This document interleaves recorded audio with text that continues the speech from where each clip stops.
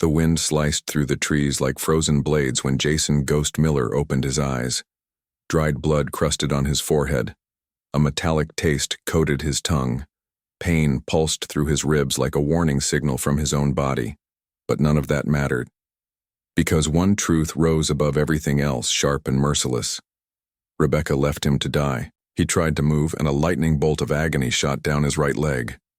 The fall had been brutal, violent enough to cripple a normal man. But Jason wasn't normal. He pushed himself upright, vision swimming, and saw the jagged path of rock and dirt where his body had crashed. An accident. That's what she'd call it. A misstep, a tragic slip. Convenient. Because dead. He was worth $1 million. He remembered the last thing he saw before blacking out. Rebecca's smile. Quick, sharp, cruel. He replayed her voice, cold and sweet like poison. "Don't move, Jason. I'll go get help." A lie so perfect it almost hurt more than the fall. He reached for his radio, gone. His compass, gone. His trail, vanished beneath disturbed snow and broken branches. The realization hit him like a second impact. Rebecca hadn't panicked. She planned this. Every detail. But she forgot one thing. Jason Miller wasn't just her husband. He was a Navy SEAL. A man shaped by cold oceans, brutal training, and missions where survival wasn't a goal. It was an order. Jason took a slow breath and looked at the forest around him. The Bitterroot National Forest was vast, unforgiving, deadly. But so was he. He wasn't just going to survive, he was going to return. For her. Before we continue, if you believe that honor and justice always find their way, then hit the like button and subscribe to Warrior Resurgence. Because what you're about to witness isn't just a survival story. It's a testament to the strength of a warrior, a man who faced betrayal in its purest, coldest form. This is the story of Chief Petty Officer Jason Ghost Miller, a former Navy SEAL who traded combat for the quiet life of Missoula, Montana. A man who thought he'd finally found peace. But peace can be shattered in a single breath, especially when the person holding the knife is the one who vowed to love you. So buckle up, warrior. Take a deep breath and prepare yourself. Because the forest wasn't Jason's greatest enemy that day. Human betrayal was. The morning had started far too peacefully for Jason Miller. The quiet life he had built in Missoula, Montana, felt almost foreign to a man forged in sand, salt water, steel, and fire. For years, he had lived on the razor's edge, raids under moonless nights, insertion missions into hostile territories, extraction ops where every breath could be the last. Peace was supposed to be a reward. But for men like Jason, peace often came with a price. The dulling of instincts that once kept you alive. So when Rebecca suggested a weekend trip into the Bitterroot National Forest, saying, "Just us, Jason," like the old times, he accepted, maybe too easily. Something in her tone was off. Something in her eyes lingered too long on the ground. And when she thought he wasn't watching, she checked her phone with a nervous flick of her wrist. Even after leaving active duty, Jason's mind operated like a SEAL's. Observation first, interpretation second, conclusion last. And everything he observed pointed to one thing. She's hiding something. They hiked most of the morning. The trail wound through towering pines and patches of melting snow, their boots crunching softly over the forest floor. Rebecca tried to maintain light conversation, but every joke she forced out felt hollow, like an echo from a memory instead of the woman he once married. Jason saw her stealing glances at him, not loving ones, measuring ones, as if she was timing him, studying him. By noon, they reached a rocky overlook above a deep valley carved by centuries of wind and water. Rebecca stopped, her breathing unsteady. "Jason, look down there," she called, pointing at a crack between jagged stone formations. He stepped forward, without hesitation, without suspicion, a mistake. The strike came sharp and sudden, a shove between the shoulder blades deliberate enough to send him off balance, but calculated so she wouldn't have to feel the direct violence of her own hands. Jason's boots scraped rock, his body twisted. Gravity pulled him down. He fell, branches whipped his skin. Stone tore at his back. The world spun violently until impact, a blunt, crushing collision with cold ground. Air blasted from his lungs. Everything went white, then dark. He didn't know how long he was unconscious. Minutes, maybe hours. But when his vision returned, blurry and fractured, he saw a silhouette kneeling beside him. Rebecca, crying, shaking, voice trembling. "Oh God, Jason, don't move, I'm going to get help." To anyone else it would have sounded authentic. Her voice cracked in the right places, the tears forming at perfect timing. But Jason had interrogated men trained to lie for a living. Rebecca's mask slipped in ways only a warrior would notice. Her pupils sharpened. Her breathing steadied too quickly. Her hands stopped trembling the moment she turned away. And then he saw it. The truth. A flash of satisfaction. A smile. Small, cruel, victorious. Rebecca stood, backed away slowly from the ravine, and once she thought she was far enough, she dropped the act completely. Jason stayed still, pretending to be more incapacitated than he was, watching through half-closed eyes. She reached into his backpack, pulled out his radio and compass, examined them, and tossed both into the river with a single flick. Cold. Efficient. Planned. She wasn't going for help. She was erasing his chance of survival. "Goodbye, Jason," she whispered. "Your sacrifice will make me rich."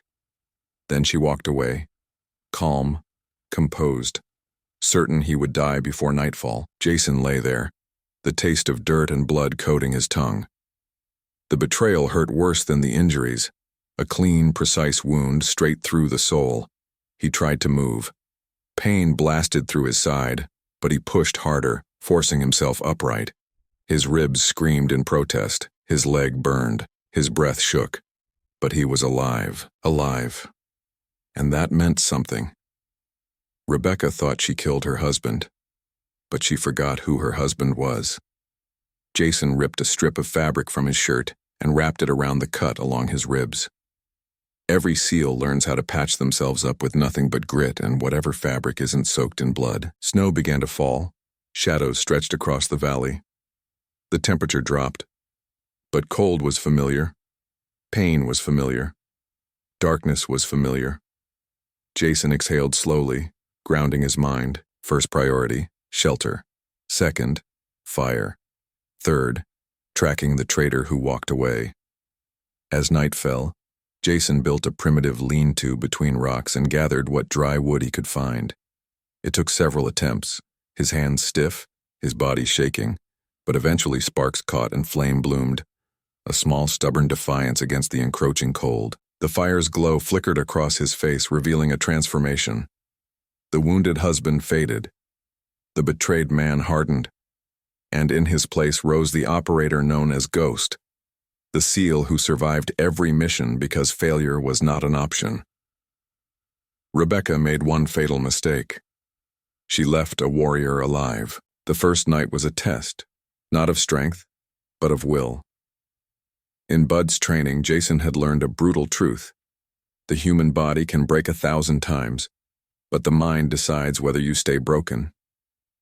As the wind screamed through the Bitterroot National Forest, whipping snow into sharp spirals, Jason steadied his breathing. Slow, measured, controlled. Pain pulsed beneath his ribs with every inhale, but he embraced it, using it to sharpen his focus rather than dull it. He took stock of his situation. No radio, no compass, and no navigation tools, no medical kit, no weapon. Rebecca didn't panic. She engineered this. She chose a ravine deep enough to cripple him, but hidden enough to conceal him from any hikers or search teams. She chose an area off the main trail to erase any chance of rescue. She counted on the elements to finish the kill for her, but Rebecca wasn't trained in the art of survival. She didn't know the mind of a SEAL. She assumed Jason Miller would die like any ordinary man. She was wrong. At sunrise, Jason opened his eyes and tested his leg. Pain radiated sharply, but there was movement. His ribs burned, but he could breathe deeply enough to fight. The gash on his side had stopped bleeding. He had mobility. Good enough. The climb out of the ravine was torture. The rocks were icy, the angles steep, and every pull ignited fire along his ribs. Jason scanned for footholds, gripping tightly with one hand while stabilizing his weight with the other. 3 meters. 5. 8. His fingers nearly slipped at the final stretch, but he forced one last push, his muscles screaming, until he rolled onto the upper ridge. A lesser man might have stopped to rest. Jason didn't. Survival was only stage 1. Stage 2 was the hunt. He rose, scanning his surroundings with razor precision. Snow crunched beneath his boots as he began walking, following traces the untrained eye would ignore. A bent pine needle here, a patch of disturbed dirt there, a faint outline of boot tread in the snow, narrow and shallow. Rebecca's. "Got you," he muttered under his breath. Jason moved with methodical control, conserving energy while maintaining speed. Even injured, he was faster than someone panicked and untrained. The forest felt alive, whispering clues in the rustle of branches and the shifting snow. He read the environment effortlessly, every detail feeding into a mental map formed by years of seer, survival, evasion, resistance, escape, training. As he progressed, evidence of her path grew clearer. Rebecca wasn't careful, she was frantic. Her steps zigzagged. She slipped once. He found the skid mark. She'd stopped briefly by a fallen log, her boot print pressed into the soft moss. And then he found something that sharpened his rage into cold clarity. Tire tracks, but not from their car. These tracks belonged to a rental SUV. Rebecca had planned this deeper than he thought. He crouched and touched the tire mark. Warm. That meant... She's less than 15 minutes ahead, Jason calculated. The tracks led to a small service road used by forest rangers. And parked beside it, the SUV, white, clean, engine still warm. Jason scanned inside. On the passenger seat, a stack of printed documents. His breath hitched when he saw the header. Montana Life Insurance. Claim application payout amount. $1,000 status. Pending spouse signature. On the back of the papers, appointment time, 2:30 p.m. Jason exhaled slowly. Even in her betrayal, Rebecca was predictable. He looked at the clock on the SUV dashboard. It was just past 1 p.m., 1 hour and change. Enough time. Jason climbed into the vehicle, wincing as the motion strained his ribs. His vision blurred for a moment, concussion symptoms, but he blinked until the world stabilized again. He gripped the steering wheel and adjusted his breathing. He wasn't just driving to Missoula. He was racing the clock. Every mile brought back memories. Rebecca laughing beside him, Rebecca holding his hand, Rebecca pretending to be the wife he once loved. Now those memories felt like distant ghosts. The road wound downward from the mountains, and as the city skyline emerged, a steely focus settled in Jason's eyes. He wasn't returning as a victim. He wasn't returning as a broken man. He was returning as Ghost, the operator who finished what others started. At the edge of the city, traffic thickened.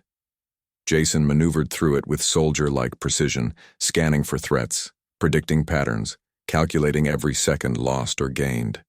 Finally, the security building appeared, mirrored windows gleaming in the winter sun, corporate flags fluttering lazily. He parked 2 blocks away and stepped out. Pain stabbed deep into his leg, but he moved forward anyway. 1 step, then another, each more determined than the last. People stared, some with concern, some with confusion. Jason looked like a man who had survived a war, because he had. He approached the Montana Life Insurance building, right in time to see Rebecca's car parked neatly in the lot. She was already inside.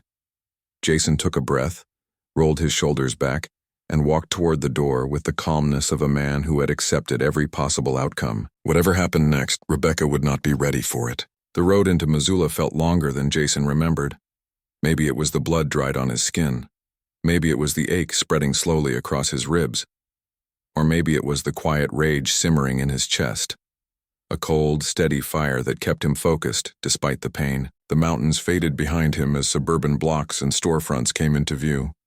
Families moved about their day unaware that a man who had clawed his way back from death was driving among them. Jason kept his hands tight on the wheel.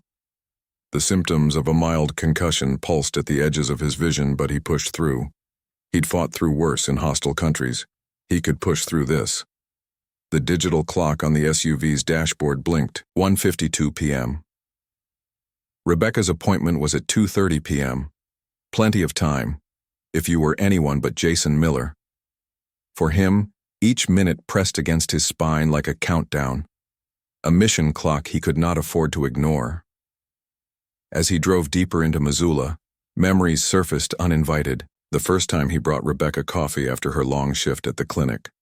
The evenings they spent on the back porch, watching storms roll over the mountains. The way she smiled, genuinely, before the lies took root. He shook the memories away. He couldn't afford them now. Not when so much depended on clear thought. He turned onto a quieter street just a few blocks from the insurance building. He parked the SUV and shut off the engine. The sudden silence enveloped him. For a moment, Jason just sat there, breathing, grounding himself. Then he stepped out. Cold air slapped his face as he adjusted his footing. Every step toward the Montana Life Insurance building seemed heavier, as if the weight of betrayal was a backpack strapped to his shoulders. But he kept moving, because stopping meant surrender, and Jason Miller had never surrendered a day in his life. The building came into view, glass doors, a neatly trimmed lawn, a sign displaying the company logo. Normal, boring, sterile. A place where people processed paperwork, not life-or-death betrayals. But parked near the entrance was a vehicle he knew far too well, Rebecca's SUV. Jason paused for a heartbeat. There it was, the car she had lovingly maintained, the one he had washed a week earlier, the one she had driven to his intended funeral. Seeing it filled him not with anger but with clarity. She wasn't a mystery anymore. She wasn't a question. She was a threat, and a coward. He approached the building. Inside, the air smelled faintly of carpet cleaner and printer toner. The receptionist behind the desk looked up, startled at the sight of him. Dirty, bruised, bleeding, but standing tall. "But, sir, are you okay?" she asked, voice trembling. Jason didn't waste time. "Where is Rebecca Miller?" Her fingers flew across the keyboard. The way she avoided questioning him spoke volumes. Something in Jason's presence, the unwavering stare, the rigid posture, and told her this wasn't the moment to push. She's in meeting room 4B, the receptionist finally said. "Second floor, with Agent Robert Vance." Jason nodded once. "Thank you." The elevator was too slow, too confined, too vulnerable. He took the stairs. Each step sent lances of pain up his side, but he welcomed the discomfort. Pain meant he was alive. Pain meant he had a job to finish. At the second-floor landing, a long hallway stretched before him, carpeted, quiet, lined with polished wooden doors. He moved toward 4B. Voices filtered through the door, muffled, calm, completely unaware of the storm approaching. Jason stopped just outside and listened. Rebecca's voice floated through the air, soft and grieving, dripping with fake sorrow. "I just want to move forward, Mr. Vance. He was a good man. This tragedy, it's been so hard." Jason closed his eyes briefly, not in sadness, in control. Agent Vance replied, "Mrs. Miller, we're almost done. I just need your signature." Papers rustled. A pen tapped against the table. This was it, the exact moment he was meant to die. On paper, legally, permanently. Inside the room, Rebecca inhaled sharply. Jason imagined her hand lifting the pen, imagined the satisfaction she must feel. He reached for the doorknob, turned it slowly, and pushed. The door creaked open. Rebecca froze mid-movement. Her hand dropped the pen. Her eyes widened with an expression Jason had waited hours to see. Fear. Real fear, the kind that came when a ghost walked into the room. Agent Vance stood abruptly, knocking over a stack of files. Mr. Miller?" Jason stepped forward, posture straight, gaze steady. He looked at Rebecca, the woman who once promised to love him, now pale and trembling. Then he spoke, voice low and resonant. "Agent Vance, my name is Chief Petty Officer Jason Miller, and as you can see, I'm not dead." Silence hit the room like a shockwave. The pen Rebecca had dropped spun slowly on the carpet, wobbling before it settled. Her breath caught in her throat. Her skin drained of color. It was as if time itself paused to witness her world collapsing. Agent Vance stared at Jason with an expression caught somewhere between disbelief and awe. He opened his mouth, closed it again, then simply stood there, anchored to the moment. But Jason didn't look at Vance. His eyes were locked on Rebecca. She backed away instinctively. A prey animal recognizing the predator it thought it had escaped. You're alive, she whispered, voice quaking. Jason's face remained unreadable, a mask forged in fire and discipline. You left me to die, he said, his tone calm, steady, terrifying in its restraint. Rebecca's hands shook as she lifted them in a pleading gesture. No, Jason, listen, I panicked. You fell. I ran to get help, I swear. Her words poured out frantically, dripping with desperation. To anyone else, they might have sounded convincing. But Jason had interrogated insurgents who lied better than she did. He stepped toward her. One deliberate, controlled step. No, he said quietly. You smiled. Rebecca's lips parted, but no sound came out. Her eyes flickered in terror. Jason continued, voice low and lethal. I saw you throw my radio into the river. My compass. My only chance at getting out. You didn't run for help, Rebecca. You walked away. Calm, steady, like someone collecting a paycheck. Agent Vance looked between them, horrified. Mrs. Miller. Is that true? He asked, stumbling over the question. Rebecca whipped toward him, panic exploding across her face. He's lying. He's confused. He must have hit his head. Jason, please. You're injured. You're not thinking clearly. Jason didn't react. He simply stared at her, unblinking. You planned everything, he said. Down to the exact spot you wanted me to fall. You knew the ravine. You walked me right to it. Rebecca shook her head violently, tears streaming now. Not strategic tears, not manipulative tears. These were real, because reality was crashing down on her. I had no choice, she cried. I was drowning in debt. Everything was falling apart. You were gone all the time, Jason.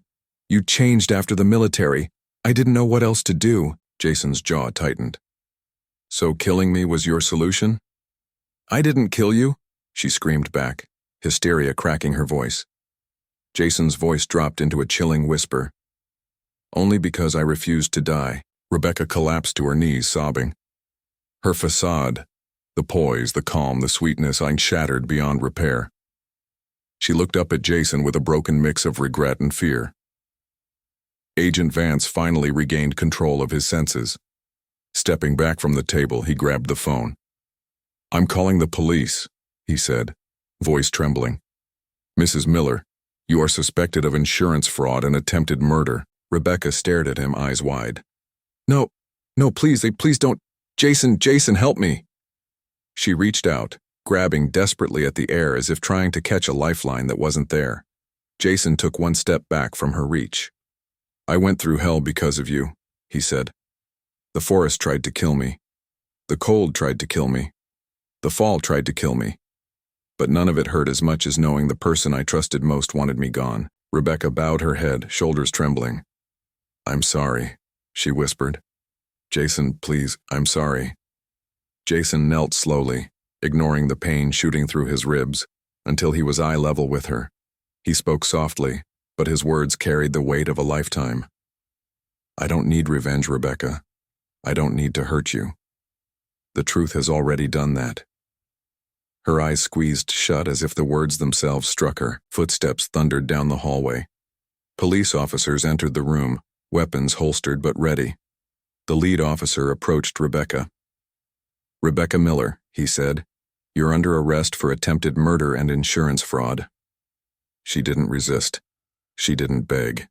She simply stared at the floor, hollowed out, defeated. As they lifted her to her feet and placed her in handcuffs, Rebecca turned her head slightly toward Jason. Her voice was barely a whisper. I never thought you'd survive. Jason stood tall. That, he replied, was your first mistake. They escorted her out. Her footsteps faded down the corridor. The room felt larger once she was gone, lighter as if a storm cloud had finally drifted away. Agent Vance exhaled a shaky breath. Mr. Miller, I've been in this job 20 years. I've never seen anything like that. Jason nodded once.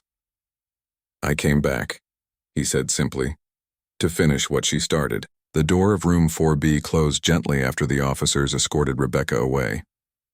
The silence left behind wasn't the suffocating tension that had filled the space minutes before. It was a different kind of silence, a quiet release, like a long-held breath finally exhaled. Jason stood still, steadying himself against the edge of the table. His ribs throbbed, his leg trembled beneath his weight, but the look in his eyes was calm, resolute. Agent Robert Vance watched him, visibly shaken. Mr. Miller, I don't even know what to say, Vance murmured. I feel like I'm sorry isn't enough.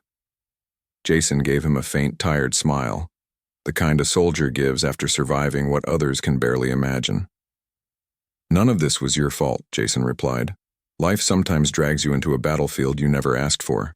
When it happens, you fight or you fall. Vance swallowed hard and nodded, humbled. Jason thanked him with a curt nod, collected the scattered papers from the table and turned toward the exit.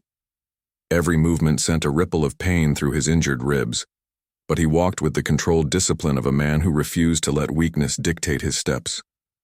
When he stepped outside the building, the winter air swept across his face. Cold, sharp, but for the first time since the fall, it didn't sting. It felt cleansing. Jason paused on the sidewalk, closing his eyes for a moment as the wind moved gently around him. For the first time in days, maybe months, he felt in control of his life again. The SUV Rebecca abandoned sat exactly where he left it. Jason opened the door, lowered himself carefully into the driver's seat, and let the heater run until warm air filled the cabin. His body trembled as the adrenaline flushed out, leaving behind raw, honest exhaustion. But beneath the exhaustion was something else. Peace, not the fragile peace he chased in civilian life, but a deeper one, the peace that comes from facing the truth, surviving it, and stepping forward anyway. He drove home through the snow-covered streets of Missoula, the town looking strangely different. Not because it had changed, but because he had. As when he arrived, he walked into his house slowly, almost cautiously, as if expecting ghosts from the past to be waiting for him in the corners. But nothing stirred. No lies, no masks, no betrayal hiding behind soft smiles. Just silence. He sat at the dining table and looked down at his hands. Scratched, bruised, blood-stained, but steady. Hands that had saved lives in war. Hands that had built a home. Hands that Rebecca tried to erase from existence. They trembled, but not from fear. From release. After a while, Jason stood and walked to a shelf where a framed wedding photo sat. He stared at the image long and hard. Not with bitterness, not with longing, but with clarity. Rebecca Miller had been a chapter, a painful one, a dangerous one, but not the final one. He picked up the frame, opened a storage box, placed the photo inside, and closed it gently. It wasn't an act of anger. It was closure. In the days that followed, the story of what happened spread across Missoula. People whispered in cafes. Reporters knocked on his door. News vans parked half a block away. Jason didn't speak to any of them. He didn't want fame. He didn't want pity. He didn't want to relive the nightmare for the public's entertainment. He wanted something far simpler. His life back. Gradually, he found a rhythm again. Morning walks by the river. Slow, steady, mindful. Coffee from the shop he always liked. Nods from neighbors who respected his silence. His bruises faded. His ribs healed. But the deeper healing came from something else. Understanding that surviving betrayal isn't just about living through it. It's about choosing who you'll become after it. One cold morning, Jason stood by the Clark Fork River, watching sunlight shimmer over the water. The icy wind brushed against his face, but he felt no discomfort. Instead, he felt lighter. What tried to break him had reshaped him. What tried to bury him had sharpened him. He wasn't the man who fell into that ravine. He wasn't the man who crawled through snow and pain to stay alive. He wasn't the man who confronted his betrayer with death still clinging to his skin. He was something stronger. A man reborn, Later that week, Jason climbed a small ridge overlooking the town. From there, Missoula stretched beneath a sky painted gold by the setting sun. The mountains glowed. The river flowed like silver. The world felt vast, fragile, and beautiful. Jason stood with his hands in his jacket pockets, breathing in the cold air. No anger, no fear, no weight, just purpose. The real strength, he whispered to himself, is what no one can take from you. Not betrayal, not pain, not death itself. Jason Ghost Miller survived the wilderness, survived the fall, survived the person who should have loved him but chose greed instead. He stepped forward, down the hill, toward the town, toward whatever came next. Not as a broken man, not as a betrayed husband, but as a warrior reborn. If this story moved you, if you believe that honor, resilience, and inner strength always rise above betrayal, subscribe to Warrior Resurgence. Here, every story is a battlefield. Every warrior finds their voice, and every victory, even the quiet ones, reminds us that no one can break the spirit of a true fighter. Share in the comments. What hidden skill or strength helped you overcome your toughest moment? Your story might inspire another warrior today. Until the next mission.